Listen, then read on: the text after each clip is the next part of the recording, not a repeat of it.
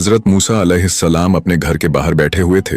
तभी एक फटेहाल इंसान कांपते कदमों से हजरत मूसा अलैहिस्सलाम के पास आया। उसका बदन धूप से झुलसा हुआ, आंखें सूजी हुई और दिल बोझ से भरा हुआ था। आते ही वो जमीन पर गिर पड़ा और रोते हुए कहने लगा, ऐ अल्लाह के नबी हजरत मूसा अलैहिस्सलाम, मैं बहुत गरीब हूँ, दिन रात मेहनत करता हूँ, मगर कभी पेट भरकर खा नहीं पाया। अगर मेरी रोजी तय है तो अल्लाह से कहिए कि मेरी पूरी उम्र का हिस्सा मुझे एक ही दिन में दे दे, ताकि कम से कम एक दिन चैन से जी लूं। हजरत मूसा अलैहिस्सलाम ने उसकी बात सुनी और नरमी से सिर हिलाया। फिर तूर पर्वत की ओर रवाना हुए, जहां वो अल्लाह से हम कलाम होते।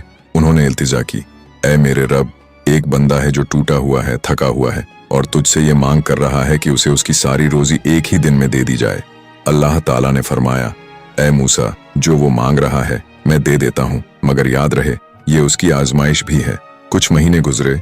जब हजरत मूसा अलैहिस्सलाम दोबारा उसी इलाके से गुजरे तो आंखों ने वो मंजर देखा जो उम्मीद से कहीं ज्यादा था। वही इंसान अब रईस था। घर बड़ा, मेज पर खाना ढेरों और दरवाजे पर कई लोग, कुछ मदद मांगने, कुछ शुक्रिया कहने।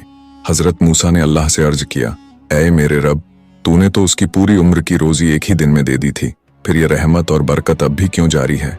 अल्लाह ने जवाब दिया, ऐ मूसा, जब मैंने उसे दौलत दी तो उसने उसमें से सिर्फ एक दिन का हिस्सा अपने लिए रखा और बाकी सब मेरी मखलूका में बांट दिया।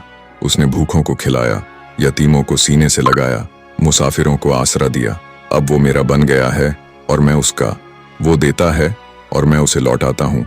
उसने सखावत का दरवाज़ा खोला तो मैंने रहमतों के सारे दरवाजे उस पर खोल दिए।